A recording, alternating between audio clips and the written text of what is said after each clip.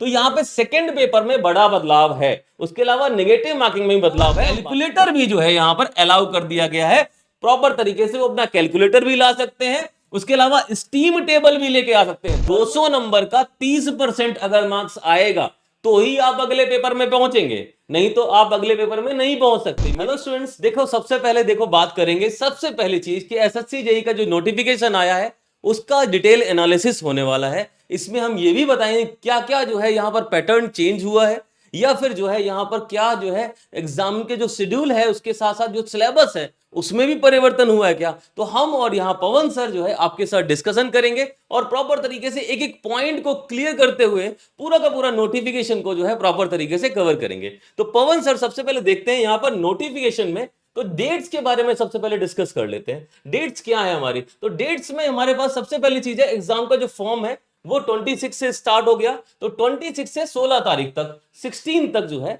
ये जो है चलेगा प्रॉपर तरीके से। कई स्टूडेंट का यहाँ पर जो है दिक्कत आ रही है कि जो जो फॉर्म है वो जो सर देखिए यहाँ पे ये जो डेट है ये जो 16 तारीख है, ये 16 तारीख को क्या जो बीटी के स्टूडेंट्स है, जो बोर्ड ऑफ टेक्निकल एजुकेशन जो है जो लखनऊ वाले स्टूडेंट्स हैं उनका जो है रिजल्ट आ जाएगा क्या इस टाइम पे? सर बेसिकली ऐसा है कि अभी जो 2023 में पास हो रहे हैं बच्चे, डिप्लोमा वाले खासकर जो बच्चे, तो उनका रिजल्ट तो आया नहीं। एग्जाम तो खैर हो चुके हैं, प्रैक्टिकल चल रहे हैं, उनका रिजल्ट नहीं आया।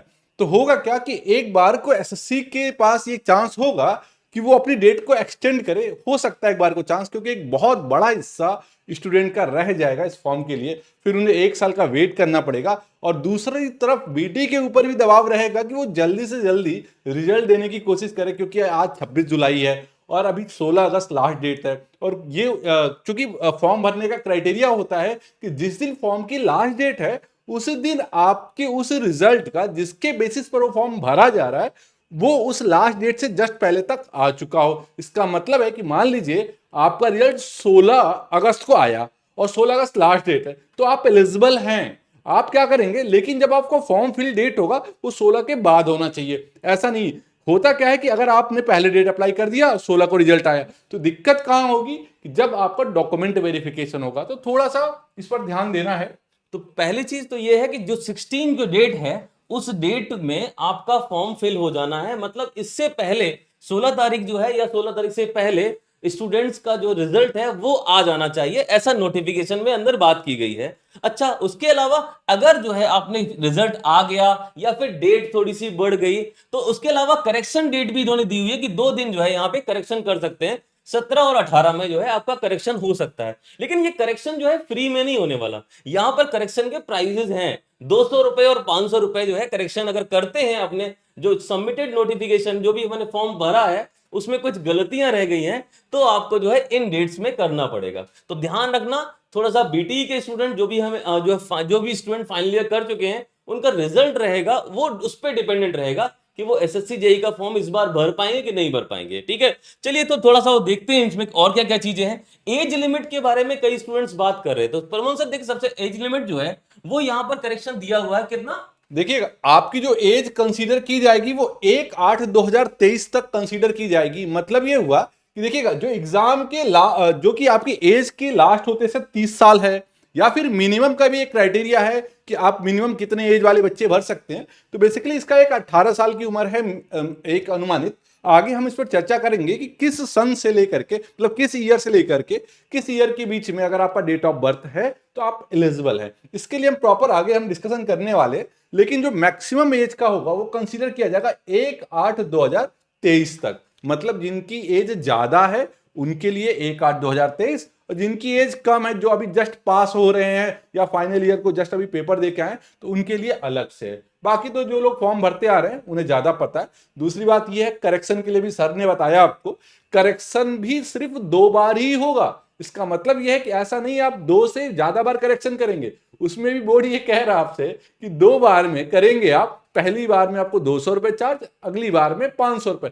उससे ज्यादा बार करेक्शन चेंज नहीं होगा। ठीक है, तो यहां पर जो है जो एज लिमिट है जो कि 32 इयर्स है, या फिर अगर आप एससी एसटी या ओबीसी में आते हैं तो जो है आपकी एज लिमिट जो है इस डेट के बाद वो जो डेट है जो कि हमारा जो है 3 साल या 5 साल का जो भी हमारा जो है एज होती है उसमें जो है यहाँ पर आपको जो है रिलैक्सेशन अलग से मिल जाएगा। लेकिन ये डेट जो है ये एज लिमिट के तौर पे दी गई है कि भाई 1/8/2023 को आप कितने साल के हो रहे हैं, उस हिसाब से जो है आपका एज यहाँ पे रहेगा। उसके अलावा जो है वैकेंसीज के बारे में बात की गई कि भाई कौन कौन सी पोस्ट हैं, कहां कहां निकलता है, इस पर हम डिस्कशन जरूर करेंगे, क्योंकि बॉर्डर रोड ऑर्गेनाइजेशन बीआरओ में जो वैकेंसी निकली है, चाहे वो सिविल इंजीनियरिंग के लिए हो, चाहे वो इलेक्ट्रिकल और मैकेनिकल इंजीनियरिंग के हो, यहां पर एक चीज क्लियर कर दी है, डिग्री चाहिए सिविल इंजीनियरिंग में, या फिर जो है अगर डिप्लोमा है तो डिप्लोमा जो है किसी भी यूनिवर्सिटी से, तो यहां पर सिविल इंजीनियरिंग वाले स्टूडेंट्स के लिए यहां पर 2 साल का वर्किंग एक्सपीरियंस चाहिए, यहां पे प्लानिंग या एग्जीक्यूशन या फिर मेंटेनेंस में सिविल इंजीनियरिंग का जो है डिप्लोमा के स्टूडेंट के लिए एक्सपीरियंस के यहां पर रिक्वायरमेंट है।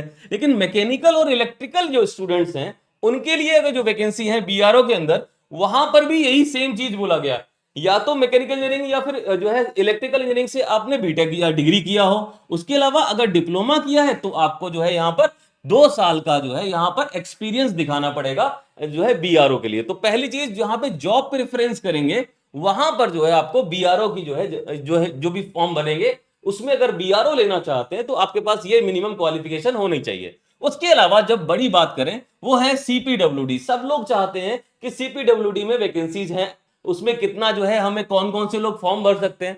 कई लोगों ने बोला कि यहाँ पे बीटेक एलिजिबल है कि नहीं है। बीटेक एलिजिबल है, मिनिमम क्वालिफिकेशन जो है वो डिप्लोमा सिविल इंजीनियरिंग की है। उसके अलावा यहाँ पर जो है सिविल इंजीनियरिंग वाले जो सीपीडब्ल्यूडी में भरते हैं ना, जो सीपीडब्ल्यूडी है यही तो है मेन यहाँ पर चार्म।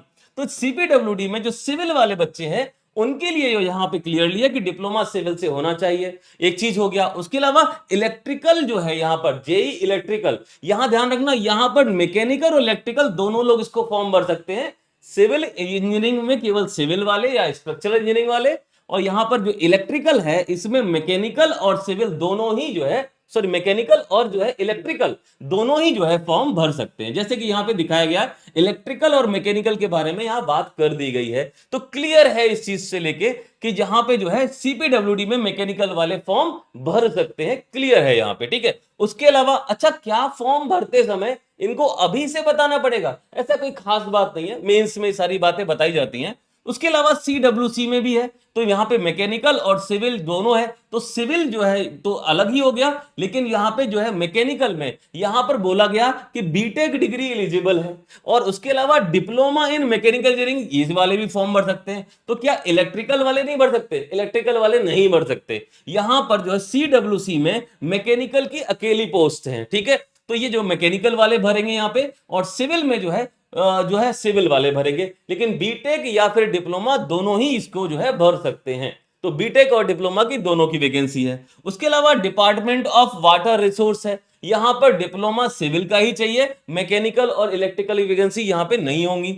उसके अलावा फरक्का बैराज में मैकेनिकल और जो है यहां पर मैकेनिकल जो है यहां पर प्रॉपर तरीके से फरक्का बैराज में इलेक्ट्रिकल की वैकेंसी नहीं है, तो यहां पर केवल मैकेनिकल की वैकेंसी है और सिविल इंजीनियरिंग की वैकेंसी है। तो ठीक है, इस तरह से कुछ जो है यहां पर दिया हुआ है। काफी चीजें हैं अलग अलग डिस्कशन करने के लिए, लेकिन सब में लगभग क्लियर है कि कौन कौन से लोग फॉर्म भर सकते हैं। तो मेजर रहा कि सीपीडब्ल्यूडी में बीटेक नहीं है, वहां पर जो है डिप्लोमा वाले बच्चे भर देंगे। उसके अलावा सीडब्ल्यूसी में बात करें, सेंट्रल वाटर कमीशन में, वहां पर जो है मैकेनिकल के बच्चे हैं, इलेक्ट्रिकल के बच्चे नहीं भर सकते, लेकिन मैकेनिकल के बीटेक वाले भी एलिजिबल रहेंगे। तो ये जो है पूरा का पूरा सिनेरियो है। उसके अलावा अगर हम और आगे चले तो सबसे बड़ी चीज निकल के आती है कि वैकेंसीज कौन कौन सी हैं। तो देखिए वैकेंसी के बारे में दिया गया है इसमें, एक जैसे बीआरओ का है, बॉर्डर रोड ऑर्गेनाइजेशन है। इसमें एक अच्छी बात यह है कि इसमें सिर्फ हमारे जो मेल कैंडिडेट हैं वही भरे जाते हैं, क्योंकि ये जॉब थोड़ी टफ होती है, ज्यादातर बॉर्डर एरिया में लगाई जाती है, जो ज्यादातर एक सीमावर्ती क्षेत्र है, अंतर्राष्ट्रीय बॉर्डर पे इनको लगाया जाता है। तो यहाँ पर मेल स्टूडेंट इसका ध्यान देंगे, फीमेल स्टूडेंट के लिए नहीं होता है, ठीक है। हाँ चलिए आगे बढ़ते हैं इसमें। अब ये देखिएगा सभी border road organisation for male candidates only, साफ साफ लिखा हुआ है। इसमें अलग अलग कैटेगरी के लिए अलग अलग वैकेंसीज हैं, ऊपर से आप देखते रहते हैं। अब देखिएगा जो आपके हाइलाइटर हैं, ये स्पेशली आपकी वैकेंसी दिखाई गई हैं कुछ, जो कि ज्यादा फोकस की गई हैं इस पर। देखो सीपीडब्ल्यूडी प्रॉपर तरीके से सेंट्रल पब्लिक वर्क डिपार्टमेंट में, यहां पर वैकेंसी सिविल के लिए जो है 421 वैकेंसी है। उसके अलावा अगर हम जेई इलेक्ट्रिकल की बात करें, हमें पता है कि जेई इलेक्ट्रिकल जो है, जो कि सीपीडब्ल्यूडी में भरा जाना है, उसमें मैकेनिकल के डिप्लोमा के स्टूडेंट भी जो है एलिजिबल है। टोटल पोस्ट है 124। तो ध्यान रखना, जो डिप्लोमा के बच्चे बोल रहे हैं वैकेंसी कम है, वैकेंसी कम नहीं है, 124 वैकेंसीज हैं जो कि इलेक्ट्रिकल के साथ आपको साझा करनी है सीपीडब्ल्यूडी के अंदर। क्लियर बात समझ में आ गई। उसके अलावा सीडब्ल्यूसी आपको पता है, यहां पर सीडब्ल्यूसी सेंट्रल वाटर कमीशन में आपको 23 वैकेंसीज हैं मैकेनिकल के लिए, और ये जो है यहां पर डिप्लोमा मैकेनिकल के स्टूडेंट और बीटेक के स्टूडेंट्स वो फॉर्म भरेंगे। यहां पर जो है प्रॉपर तरीके से इलेक्ट्रिकल जो है यहां पर नहीं है। तो इस तरह से टोटल वैकेंसीज की अगर हम बात करें तो टोटल जो वैकेंसीज हैं वो 1324 हैं। अच्छा, कई जो है लोग बोल रहे हैं इस वैकेंसीज में जो है ये वैकेंसीज बढ़ जाएंगी। बिल्कुल सही बात है, वैकेंसीज बढ़ने के पूरे चांसेस हैं, क्योंकि यहां पर एक पूरा ब्लॉक जो है वो खाली है। यहां पर अगर आप देखें तो vacancies to be intermediate to due to जो है कोर्सेज, जो भी यहां पर जो है वैकेंसीज जो है इसमें जो है आगे जोड़ दी जाएंगी। जैसा कि हर बार होता है, वैकेंसीज कई बार बढ़ा दी जाती हैं। तो वैकेंसीज के बारे में चिंता ना करें, अपनी तैयारी पे फोकस करेंगे आप तो वैकेंसीज बढ़ सकती हैं। बाकी जो एब्रिविएशन दिए हुए हैं कि भाई यहां पर जो है जेईएम को जूनियर इंजीनियर मैकेनिकल पढ़ना है, बाकी जो है सिविल के लिए जो है जेईसी बोलना है, तो इस तरीके से प्रॉपर तरीके से दिया गया है। उसके अलावा देखेंगे कि आगे की जो है चीजें कौन कौन से जो है मेजर इंपॉर्टेंट पॉइंट है वो हमारे यहाँ पे हाईलाइटेड है, प्रॉपर तरीके से आप इसको देख सकते हैं। अब बात करते हैं कि भाई एज लिमिट और रिलैक्सेशन क्या होगा स्टूडेंट्स का, क्या क्या एज लिमिट रहने वाली है। देखो बहुत ज्यादा मैटर करता है कि कई बच्चे जो है वो 18 साल से कम ही हैं, उनका नहीं होना है, इसमें फॉर्म मत भर देना गलती से, ठीक है। अपनी एज को जो है एक तरह से जो जो हमारा 10th का सर्टिफिकेट होता है उसके हिसाब से ही फॉर्म भरना है। तो यहां पर प्रॉपर तरीके से रिकॉग्नाइज करना है कि 1/8/2023 को आप कितने साल के हो रहे हैं, उस हिसाब से जो है आपको जो है फॉर्म भरना है। तो मिनिमम एज क्या होगी, मिनिमम एज हम आपको बता दें 18 साल की है। मतलब ये हुआ कि 2/8/1999 से पहले जो है आप जो है पैदा नहीं होने चाहिए। मतलब आपकी जो डेट ऑफ बर्थ है इसके बाद की होनी चाहिए। मतलब 3/8/1993 के बाद जो भी आप जो है जो है अगर आपका जो डेट है, डेट ऑफ बर्थ है, तो वो जो है आप फॉर्म भर सकते हैं। उससे पहले अगर आप यहां पर 1/8/1993 के हैं, मतलब जो है अगस्त जो है 1993 के हैं, तो आप फॉर्म नहीं भर पाएंगे। अभी आप जो है एलिजिबल नहीं है, एज के हिसाब से फॉर्म नहीं भर पाएंगे। और यहां पर बात करी गई है कि 1/8/2005 यहां पर लिखा हुआ 1/8/2005 के बाद अगर आप जो है पैदा हुए तो जो है फॉर्म नहीं भर पाएंगे। तो ये जो है इन दोनों के बीच का कहानी है।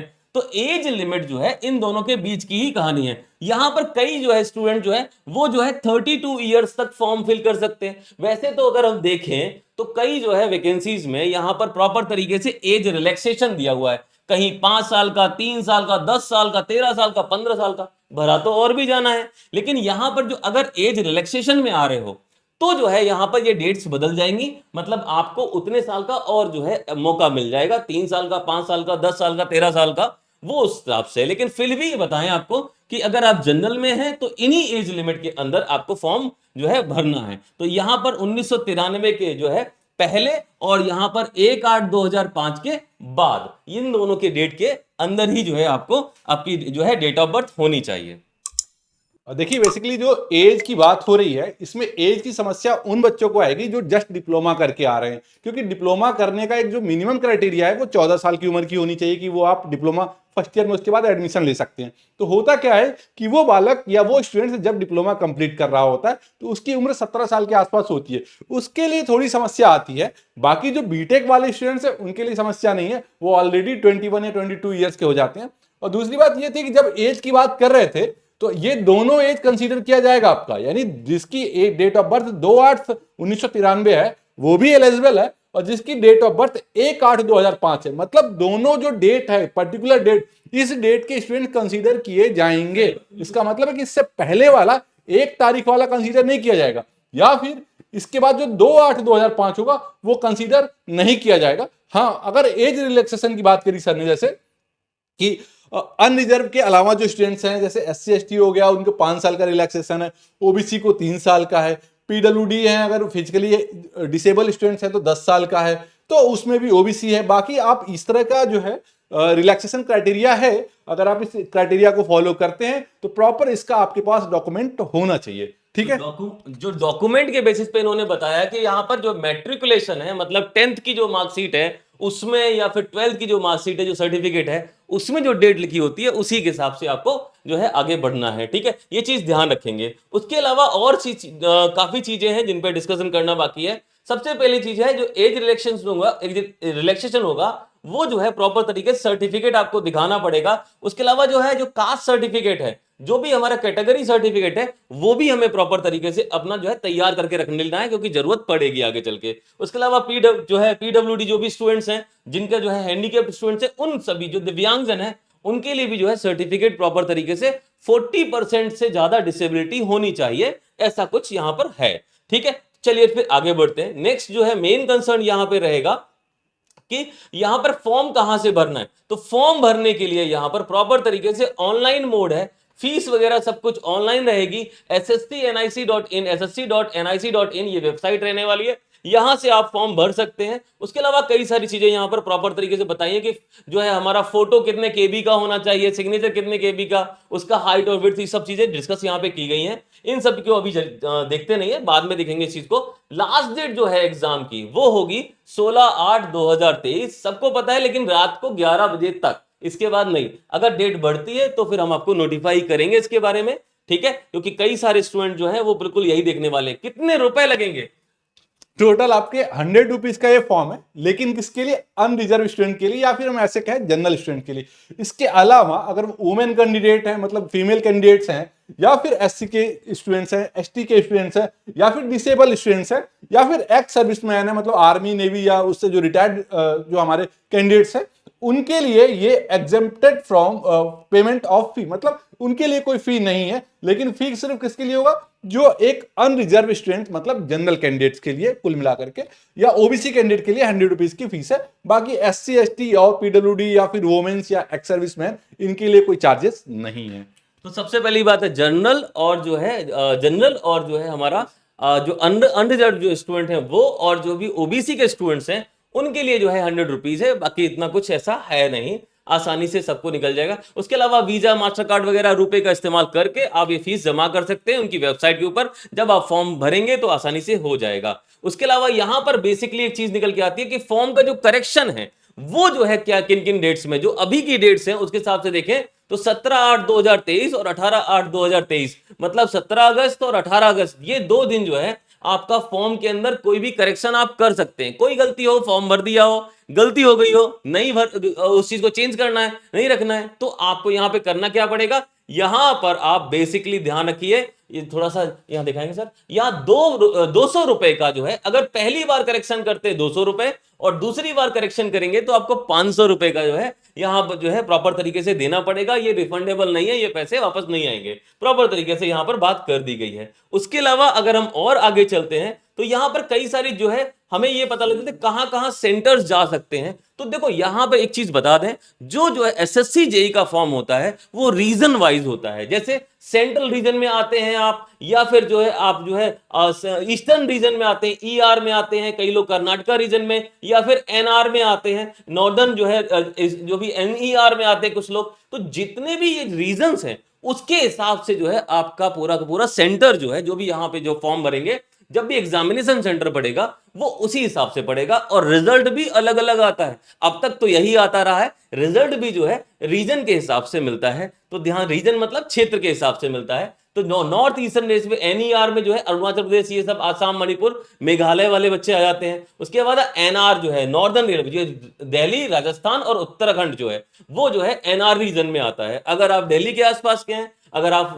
जो है फॉर्म भरते हैं और अपना सेंटर दिल्ली डालते हैं तो यही रीजन रहने वाले हैं, आपका फॉर्म जो है यहीं से आपका भरा जाएगा। तो ये सब चीजें प्रॉपर तरीके से आपकी ये चीज हो गई रीजन के हिसाब से। ऐसे ही जो है आपका रिजल्ट भी आता है, पहले किस रीजन का रिजल्ट आ गया ये सब होता है। उसके अलावा यहां पर बेसिक है, सारी बातें यहीं से हैं।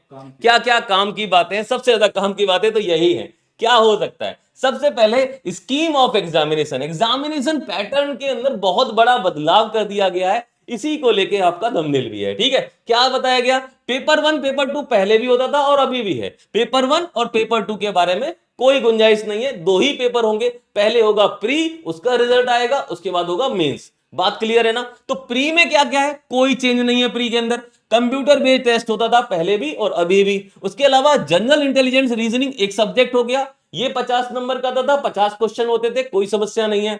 जनरल अवेयरनेस 50 नंबर 50 क्वेश्चन, कोई समस्या नहीं है। और यहां पर जो है उसके अलावा जनरल इंजीनियरिंग जो भी पेपर जो है यहां पर आता था जनरल इंजीनियरिंग का, अगर मैकेनिकल इंजीनियरिंग से है तो, उसके अलावा अगर इलेक्ट्रिकल इंजीनियरिंग से है तो, उसके अलावा सिविल इंजीनियरिंग से या स्ट्रक्चरल इंजीनियरिंग से है तो आपका जो है पेपर प्रॉपर तरीके से मिलता था। टोटल जो है हमारे पास टोटल क्वेश्चंस जो होते थे वो 200 क्वेश्चन होते थे। अगर हम प्रॉपर तरीके से यहां पर देखें तो टोटल क्वेश्चंस जो है वो 200 क्वेश्चंस हैं। 200 क्वेश्चन है, कितने घंटे में करने हैं? 2 घंटे में करने हैं, मतलब 120 मिनट मिलते हैं। ठीक है, तो 120 मिनट में आपको जो है 200 क्वेश्चन करने हैं। अगर आप जो है पीडब्ल्यूडी से जो आते हैं, मतलब हैंडीकैप्ड हैं, फिजिकली हैंडीकैप्ड हैं, तो आपको 2 घंटे के साथ 40 मिनट एक्स्ट्रा मिलेंगे। बाकी तो है सब कुछ सेम, कोई बदलाव नहीं है।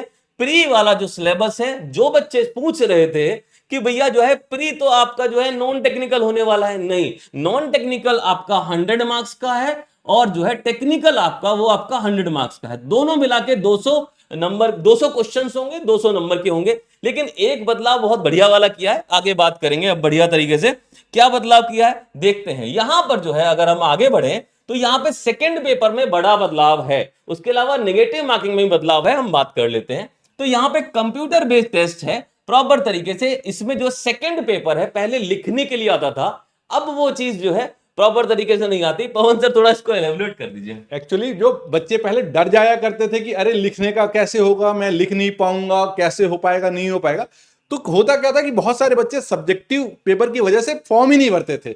लेकिन अब क्या है, अब सभी डिप्लोमा के जो बच्चे हैं जो हिंदी और इंग्लिश में लिखते हैं, क्योंकि डिप्लोमा के बच्चों के लिए समस्या हो जाती है कि सर हिंदी में लिखे, इंग्लिश में लिखे, मिक्स करके लिखे, कैसे लिखे। तो यहां पर क्या वैसी कोई समस्या नहीं है। अब क्या है, सारा सब्जेक्ट जो पेपर है वो आपका कंप्यूटर बेस्ड एग्जामिनेशन हो गया है, मतलब ऑब्जेक्टिव टाइप है।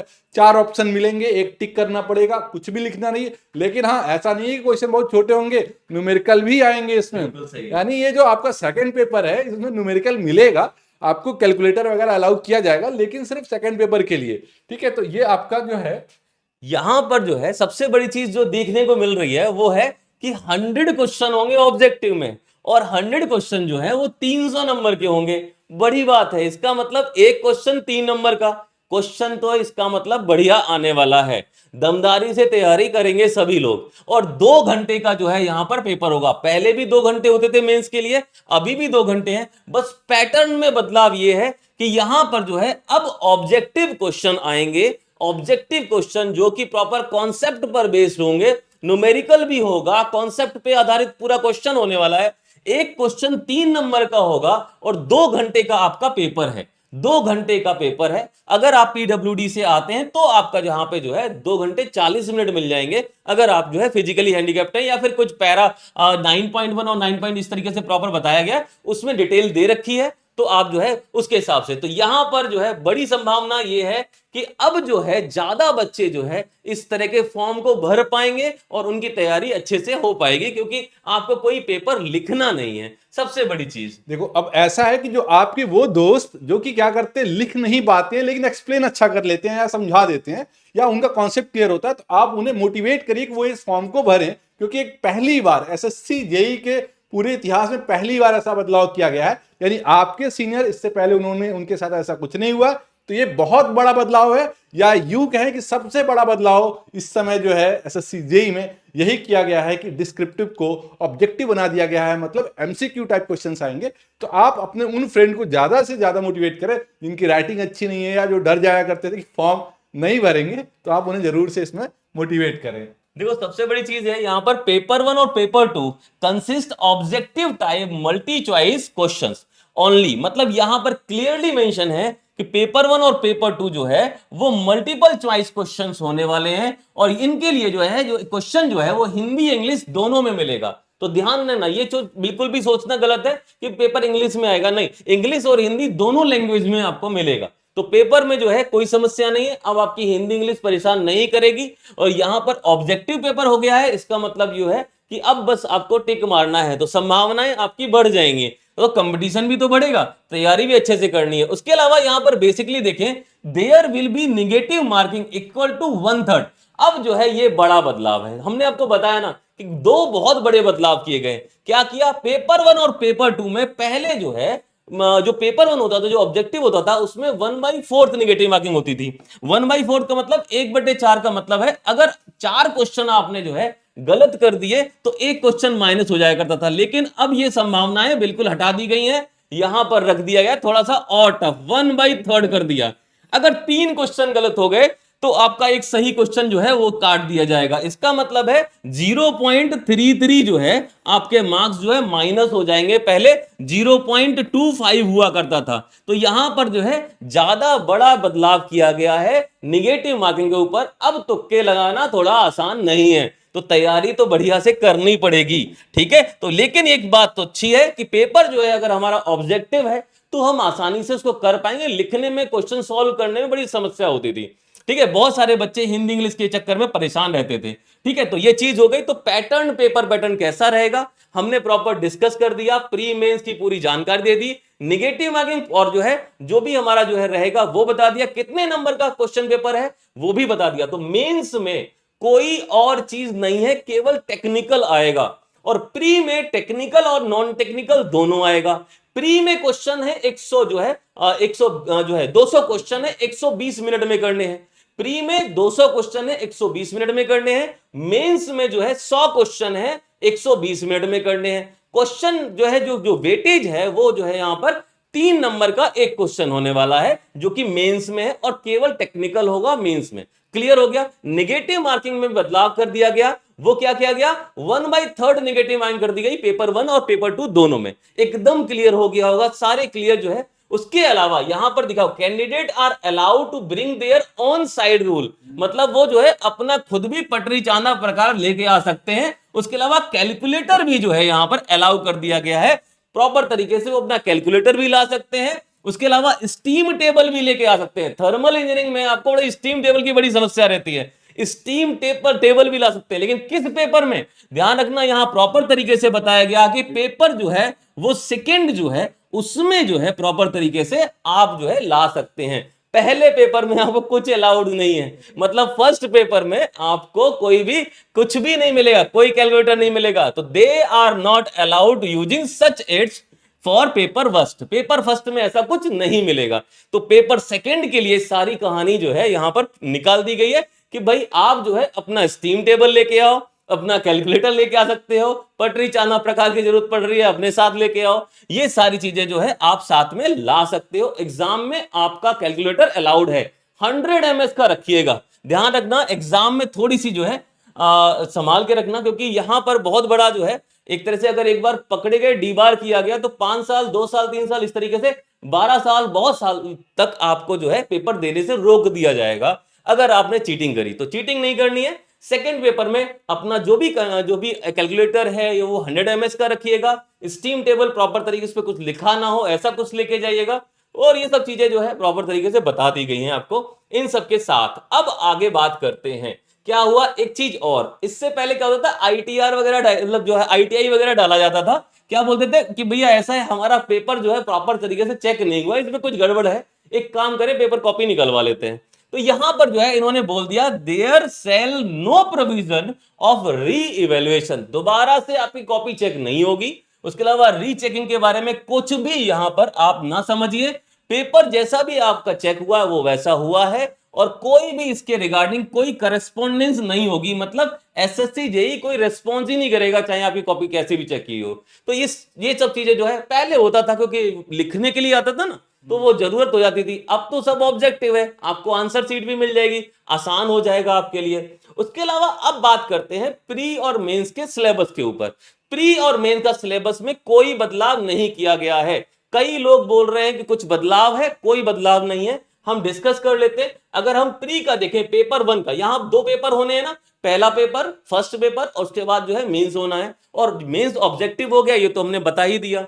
अगर हम प्री की बात करें तो इसमें क्या क्या है, देखिए प्री में जो जनरल इंटेलिजेंस रीजनिंग वाला पार्ट है, मतलब ये पार्ट सबके लिए कॉमन रहेगा, चाहे वो इलेक्ट्रिकल के, सिविल के या मैकेनिकल के स्टूडेंट्स हो, तो ये कॉमन रहेगा। और अच्छी बात ये है कि 200 नंबर में 100 क्वेश्चन, 200 क्वेश्चन में 100 क्वेश्चन आपका पहला और ये जनरल अवेयरनेस इन दोनों हिस्सों से आएगा। मतलब ये है कि अगर आपको मेरिट पर आना है या कट ऑफ मार्क्स क्वालिफाई करने हैं तो ये पार्ट आपको स्ट्रांग करना पड़ेगा। ऐसा नहीं है कि टेक्निकल पर ही पूरा फोकस करना है, टेक्निकल के अलावा जनरल इंटेलिजेंस, रीजनिंग और जनरल अवेयरनेस, भैया पहला पड़ाव पार करने के लिए इनको पढ़ना ही पड़ेगा। वो अलग बात है कि मेंस में यानी जो सेकंड पेपर होगा वहां इनका जरूरत नहीं है, लेकिन चूंकि प्री के लिए जरूरत है तो पढ़ाई आपको करनी होगी पूरी। रीजनिंग और जीआई यानी एक छोटे एप्टीट्यूड टाइप क्वेश्चन आएंगे और यहां पर आपका जनरल अवेयरनेस में जो करंट अफेयर्स टाइप है उसके क्वेश्चंस यहां पर आते रहेंगे। अब इसके बाद आता है आपका टेक्निकल सेक्शन।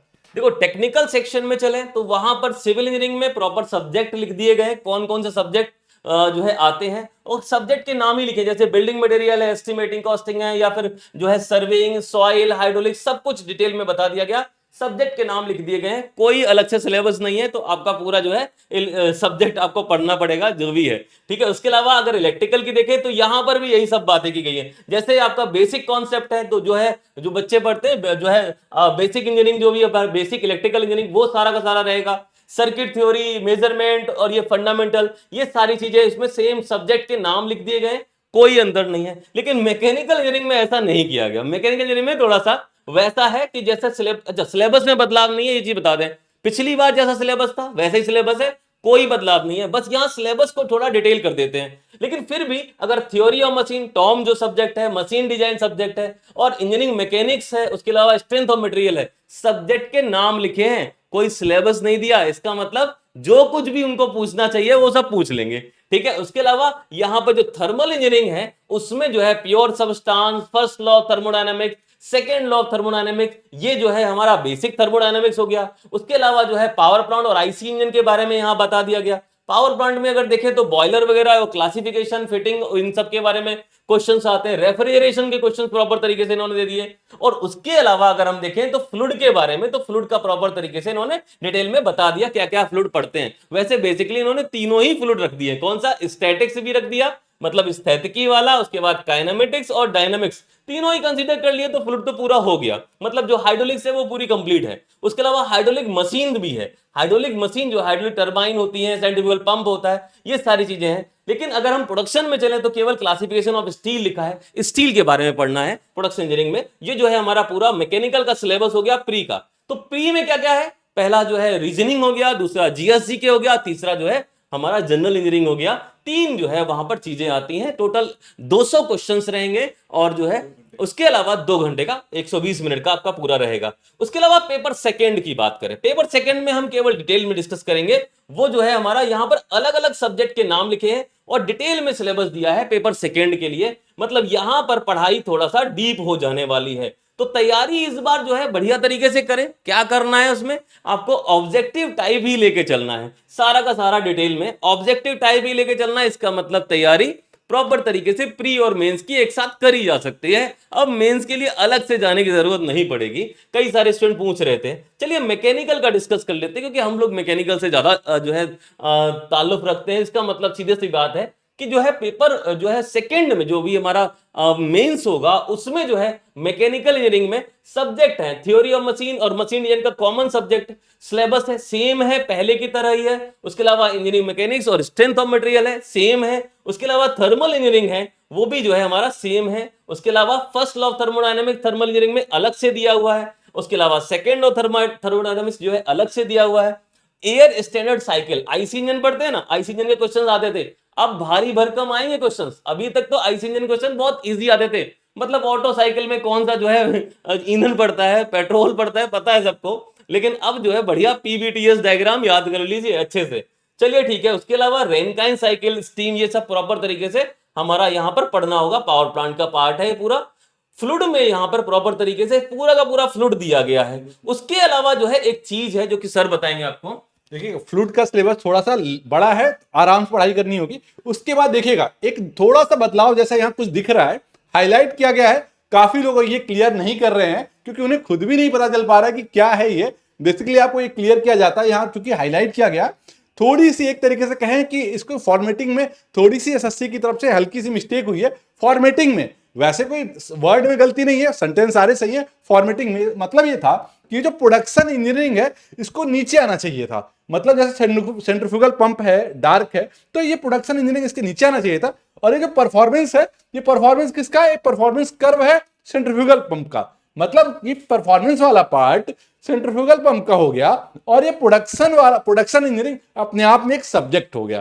तो क्लियर हो गया। अभी जो है आपको कई सारे चैनल वाले ऐसा बताएंगे कि ये जो प्रोडक्शन इन्हीं का पार्ट है सेंट्रीफ्यूगल पंप का, बेसिकली उन्हें इसका मतलब ढंग से आइडिया नहीं है। प्रोडक्शन इंजीनियरिंग अपने आप में एक सब्जेक्ट होता है। ठीक है स्टूडेंट्स? तो यहां पर जो है बेसिकली देखा जाए तो सेंट्रीफ्यूगल जो पंप है उसका सिलेबस समझना, क्लासिफिकेशन ऑफ सेंट्रीफ्यूगल पंप एक टॉपिक हो गया, प्रिंसिपल ऑफ सेंट्रीफ्यूगल पंप दूसरा टॉपिक हो गया, उसके अलावा परफॉर्मेंस यहां लिखा हुआ है। तो ये परफॉर्मेंस वो वाला परफॉर्मेंस है जो सेंट्रीफ्यूगल पंप में जो कर्व आते हैं, परफॉर्मेंस कर्व, उनके बारे में बात करी गई है। तो जो है परफॉर्मेंस कर्व यहां तक जो है आपका सेंट्रीफ्यूगल पंप का सिलेबस है। उसके आगे जो दिया हुआ है प्रोडक्शन, ये जो प्रोडक्शन दिया हुआ है, ये जो प्रोडक्शन इंजीनियरिंग है, इसका सिलेबस नीचे दिया हुआ है। प्रोडक्शन इंजीनियरिंग का सिलेबस नीचे दिया हुआ है। तो ये जो है यहां पर फॉर्मेटिंग में मिस्टेक है, बस बाकी तो सब प्रॉपर ठीक है, कोई सिलेबस में परिवर्तन नहीं है, सिलेबस आपका पहले वाला ही है। तो ये जो है क्लियर कट है, आप समझ लीजिए कि सिलेबस में जो लोग बोल रहे हैं बदलाव है मैकेनिकल इंजीनियरिंग के,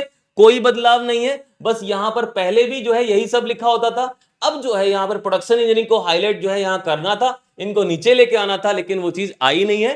तो ये जो है क्लासिफिकेशन ऑफ स्टील, ये पूरा का पूरा जो सिलेबस है, ये जो है इसमें ड्रिलिंग, मिलिंग, उसके अलावा लेथ के बारे में, शेपिंग, ग्राइंडिंग मशीन, टूल, ये सब चीजें जो है प्रॉपर तरीके से डिप्लोमा के स्टूडेंट को अच्छे से पता है, बढ़िया तरीके से पढ़ाई करी आप लोगों ने। तो ये जो है प्रॉपर तरीके से प्रोडक्शन इंजीनियरिंग का पार्ट है, ये भी सिलेबस में आता है। तो कितने सब्जेक्ट हो गए? ये जो है सारे जो भी मैकेनिकल इंजीनियरिंग के सब्जेक्ट की अगर हम बात करें तो प्रॉपर तरीके से जो है थर्मल इंजीनियरिंग हो गया, उसके अलावा डिजाइन वाले पार्ट जितने भी मैकेनिक्स हो गया, स्ट्रेंथ ऑफ मटेरियल हो गया, इसे मॉस भी बोलते हैं आप लोग, उसके अलावा theory of machine, machine design, उसके अलावा अगर हम और बात करें तो यहाँ पे जो है आईसी इंजन और ये सब चीजें जो है थर्मल इंजीनियरिंग के पार्ट हो जाते हैं। तो उसके अलावा फ्लूइड मैकेनिक्स हो गया, उसके अलावा फ्लूइड मशीन्स हो गया, और लास्ट में जो है प्रोडक्शन इंजीनियरिंग जो है, प्रोडक्शन इंजीनियरिंग इसलिए बोल देते हैं क्योंकि ये जो है पूरा का पूरा प्रोडक्शन ही तो है, इसलिए जो है वर्कशॉप टेक्नोलॉजी वाला पार्ट है ये, और इसके अलावा या फिर प्रोडक्शन टेक्नोलॉजी वाला पार्ट है, ये पूरा का पूरा वही सब है। चलिए फिर जल्दी से देख लेते हैं, इसको जल्दी समअप करते हैं, कैसे जो है एग्जाम वगैरह के बारे में थोड़ी सी जानकारी हम और देंगे। ठीक है, चलिए। तो सबसे पहली चीज जो है, जब एग्जामिनेशन जो है आपका एग्जाम देने जा रहे होगे तो वहां पर जो है आपको प्रॉपर तरीके से कुछ ये वाले जो है जैसे आधार कार्ड हो गया या वोटर कार्ड हो गया, ड्राइविंग लाइसेंस, यही सब आपको लेके जाने, ज्यादा कुछ नहीं है, सिंपल सा है अगर आप एग्जामिनेशन हॉल में जाते हैं तो। बेसिकली बात ये है कि ये जो भी आप आईडी लेके जाएंगे इसमें आपका डेट ऑफ बर्थ होना चाहिए। बेसिकली ये है कि डेट ऑफ बर्थ की वजह से ये आईडी ली जा रही है।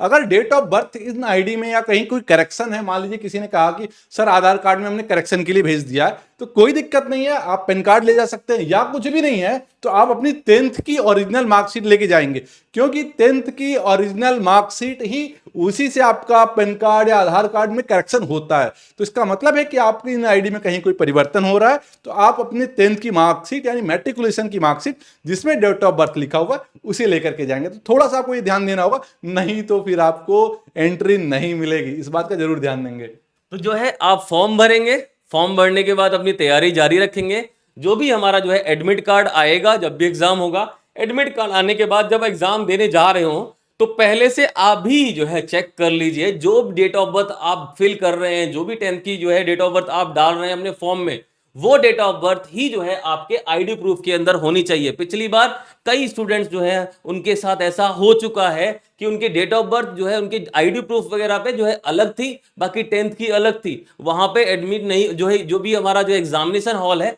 उसमें नहीं घुसने दिया गया। तो वो तैयारी अपनी जो है पहले से ही करके रखें, उसमें कोई बदलाव ना करें। बाकी सारी चीजें जो है कंप्लीट कर दी गई हैं, कोई चीज रह गई हो तो वो जो है प्रॉपर तरीके से बाद में पूछ सकते हैं। एक चीज बहुत इंपॉर्टेंट चीज रह गई है, क्या है? यहां पर मोड ऑफ सिलेक्शन है। क्या बोला? फर्स्ट पेपर और सेकंड पेपर में मिनिमम मार्क्स के लिए भी यहां पे कोटा कर दिया गया। जैसे बाकी एग्जाम्स में होता था ना कि भैया 30% जो है अगर आप मार्क्स ले आए टोटल मार्क्स का, तो आप अगले में जो है मतलब फर्स्ट पेपर में लेके आए तो सेकंड पेपर में आप जो है बैठ सकते हैं। ये मिनिमम जो है मार्क्स आपको चाहिए होंगे। 30% मार्क्स जो है अगर आप जनरल में है तो, उसके अलावा ओबीसी और ईडब्ल्यूएस में है तो 25%। मतलब सीधा सीधा समझिए कि 120 जो है मिनट के अंदर अगर आपको 200 क्वेश्चन करने, 200 नंबर का हो गया, 200 नंबर का 30% अगर मार्क्स आएगा तो ही आप अगले पेपर में पहुंचेंगे, नहीं तो आप अगले पेपर में नहीं पहुंच सकते। मिनिमम तो मिनिमम इतना चाहिए, बाकी कट ऑफ तो लगे ही जाएगा। आपको पता है कट ऑफ तो बहुत ऊपर जाने वाला है अगर अच्छे से तैयारी करेंगे, क्योंकि इस बार बच्चे तो फॉर्म भरेंगे बहुत सारे। देखो ऐसा है, ये कट ऑफ लाया क्यों गया है, क्योंकि एसएससी से पहले ये कट ऑफ ऑलरेडी रेलवे ने अप्लाई कर लिया था। मतलब रेलवे में एएलपी या स्टेशन मास्टर या लोको पायलट या असिस्टेंट टेक्नीशियन वगैरह में, उनमें ऑलरेडी एक कट ऑफ जो है 30% का कुछ ऐसा कट ऑफ पहले से लागू किया गया। तो रेलवे के बाद एसएससी ने भी अपने ऊपर ये चीजें ले आया है। और दूसरी बात, अभी इसके बाद आरआरबी वगैरह की वैकेंसी आने वाली है, तो वहां पर भी ऐसे कट ऑफ आपको देखने को मिल जाएंगे। तो बेसिकली ये है कि मिनिमम आपको 30% मार्क्स गेन करने हैं, उसके बाद इस पर आपकी मेरिट बनेगी। तो मतलब ये हुआ कि इसके बाद, इसके ऊपर लाने के बाद मेरिट बनेगी। अगर आप इससे कम परसेंटेज है तो आप कहीं से भी मेरिट में आने वाले नहीं है। तो इस बात का मेन फोकस करना है। एसएससी ने ये बदलाव रेलवे को देखते हुए ऑलरेडी किया हुआ है इसमें। और बाकी नॉर्मलाइजेशन तो वैसे ही होना जैसा पहले होता था। तो यहाँ पर नॉर्मलाइजेशन के बारे में हम लोग डिस्कस नहीं करते, हमारा काम वो नहीं है, क्योंकि आपको भी नहीं पता लगेगा नॉर्मलाइजेशन में कैसा क्या हुआ। ठीक है, तो उसके फॉर्मूले प्रॉपर तरीके से देते हैं ये लोग, और बाकी चीजें जो है प्रॉपर कंप्लीट कर दी गई है। एक और चीज आती है, final allotment of post in made on the basis of merit come preference. एक बात ध्यान रखना, जब जो है आप प्री का फॉर्म भरेंगे, एग्जाम देंगे, उसके बाद कंप्लीट करेंगे, मेंस में आएंगे, मेंस जब आप देंगे तो मेंस के टाइम पे आपको एक फॉर्म भरना पड़ेगा। उसमें प्रॉपर तरीके से आपको अपनी प्रेफरेंसेस भरनी है कि कौन कौन से डिपार्टमेंट आपको चाहिए, उसकी लिस्ट बनानी पड़ती है। और वो सब चीजों के लिए आपने जिस तरह से प्रेफरेंस भरी है उस हिसाब से आपका, जैसे आप काउंसलिंग वगैरह कराते हैं ना, वैसे ही यहां पे भी है। ठीक है, तो प्रॉपर तरीके से आपका मेरिट के हिसाब से आपका जो है जो भी वैकेंसी, जो भी हमारी पोस्ट है वो सब मिलती है। उसके लिए आप कुछ अलग से नहीं कर सकते, बस आपकी जो प्रेफरेंस है वो प्रॉपर सही से बनी होनी चाहिए। इसके लिए हम लोग सभी हेल्प करते हैं बच्चों के लिए। ठीक है, तो ये सारी चीजें मैंने कवर कर ली। और बाकी सारी चीजें जो है, अगर आप देखें कहीं गलतियां करते हैं, अगर आप चोरी करते हुए पकड़े गए, नकल करते हुए पकड़े गए, कुछ भी गड़बड़ किया, तो 2 साल 3 साल के लिए आप घर में बैठा दिए जाओगे। 7 साल तक का मैक्सिमम होता है, 7 साल तक आप एग्जाम में नहीं बैठ पाएंगे दोबारा से। तो ध्यान रखना, आपके आसपास कोई गलत काम हो रहा हो तो उससे जो है बचाव करना। ठीक है, तो ये जो है प्रॉपर नोटिफिकेशन है, इसके बारे में सारी जानकारी आपको पकड़ा दी गई है। मेन चीज जो है कि फॉर्म आप भरते समय अपने डॉक्यूमेंट्स बढ़िया तरीके से चेक कर लें, उसमें कोई जो है कमी नहीं होनी चाहिए, नहीं तो पैसे एक्स्ट्रा लग जाएंगे। नहीं तो 100 रुपए का पेपर है, फॉर्म है जो भर सकते हैं। और अगर आप महिला हैं या फिर जो है आप जो है पीडब्ल्यूडी से हैं या फिर SC ST से हैं, तो जो है आपको कोई भी फीस जमा नहीं करनी है। और जो भी आपका सिलेबस है हमने बता दिया, पैटर्न में भारी बदलाव किया गया था। और भारी बदलाव यही है कि जो मेंस पेपर होता था, जो कि पहले कन्वेंशनल होता था, वो सारा पेपर जो है प्रॉपर तरीके से अब कर दिया गया है ऑब्जेक्टिव।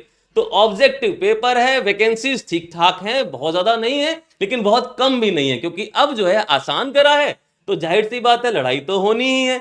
अच्छा, उसके अलावा आरआरबी जेई आने वाला है, उसके लिए हम लोग प्रॉपर तरीके से तैयार होने चाहिए, क्योंकि टेक्निकल अब आरआरबी में भी तो ऑब्जेक्टिव ही होता है ना, लिखना तो कुछ है नहीं। तो अब जो है पेपर जो है बढ़िया तरीके से हो जाएगा। ठीक है स्टूडेंट्स, और स्टूडेंट चलते चलते ये बताना चाहते हैं कि जो फॉर्म आप भरेंगे उसके लिए जो भी कंडीशन आप अप्लाई कर रहे हैं, मतलब आप ये कह रहे हैं कि एज रिलैक्सेशन में आप जो भी सर्टिफिकेट लगा रहे हैं वो देखिए प्रॉपर वो सही हो। नहीं तो क्या होगा कि किसी भी कंडीशन पर, यानी जब आपका डॉक्यूमेंट वेरिफिकेशन होगा तो वहां पर आपको बिना किसी कारण के बाहर कर दिया जाएगा और उसके लिए आप कोई क्लेम नहीं करेंगे, ऐसा इनके नोटिफिकेशन में दिया गया है। दूसरी बात यह है कि मान लीजिए आपकी रैंक 1 आती किसी बच्चे की, किसी स्टूडेंट्स की, और उसने पहला प्रेफरेंस पोस्ट सेलेक्ट कर रखा है, अगर उस पोस्ट के अकॉर्डिंग वो नहीं है तो ऐसा नहीं वो कहेगा ठीक है ऐसा मेरा रैंक 1 आया है तो मैं अब ये पोस्ट नहीं दूसरा पोस्ट लूंगा। नहीं, उसको एक ही पोस्ट अलॉट होगा। अगर वो उस पोस्ट के लिए एलिजिबल नहीं है तो उसे निकाल के बाहर कर दिया जाएगा। इसका मतलब ये नहीं कि वो रैंक 1 आया है तो हम ठीक है हम सीपीडब्ल्यूडी नहीं लेंगे, हम बीआरओ में चले जाएंगे, ऐसा नहीं होगा। इसका मतलब है कि एक बार अलॉटमेंट हो गया तो वही हो गया, और उसके लिए अगर डॉक्यूमेंट सही है तो सही है, नहीं तो फिर आप बाहर जा सकते हैं। तो सोच समझ के फॉर्म भरिएगा, जो भी डॉक्यूमेंट्स लगा रहे हैं देखिएगा वो वैलिड हो, सही हो। और फॉर्म जब तक भरे जा रहे हैं तब तक वो डॉक्यूमेंट आपका सही होना चाहिए।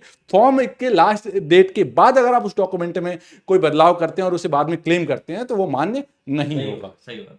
ठीक है सर, प्रॉपर तरीके से डिटेल में बता दिया गया। नोटिफिकेशन जो है आपको डिस्क्रिप्शन में मिल जाएगा, वहां पे लिंक मिलेगा, उससे डाउनलोड कर सकते हैं। उसके अलावा कोई भी सुविधा हो, असुविधा हो, कुछ भी दिक्कत हो, आप डायरेक्टली कांटेक्ट कर सकते हैं। कोर्सेज अवेलेबल हैं, जिनको बच्चों को लेना है वो जो है हमारे ऐप पे जाए, लिंक डिस्क्रिप्शन में है। उसके अलावा अगर और बात करनी है तो जो है अब जो है आपका पेपर ज्यादा सही हो गया है, आसान हो गया है, तो बहुत सारे बच्चे फॉर्म भर सकते हैं, अपना भर सकते हैं, भर दीजिएगा। उसके अलावा अगर डेट वगैरह का कोई दिक्कत आए, मतलब रिजल्ट नहीं आ पा रहा है, तो जाहिर सी बात है आप एलिजिबल नहीं है। लेकिन अभी तैयारी शुरू करेंगे तो आगे आने वाले आरआरबी जे एग्जाम्स के लिए आप प्रॉपर तरीके से, बढ़िया तरीके से तैयारी अच्छे से कर पाएंगे। नवंबर के आसपास जो है आपका आरआरबी जेई का नोटिफिकेशन आ सकता है। तो सभी स्टूडेंट्स जो है तैयार रहें बढ़िया तरीके से। अच्छा, बहुत सारी चीजें जो है वो सेंट्रल गवर्नमेंट के जो है चुनाव के ऊपर डिपेंड करती हैं, तो जाहिर सी बात है आपको जो है उसी हिसाब से नोटिफिकेशन आपको मिलेगा। तो आरआरबी जेई की तैयारी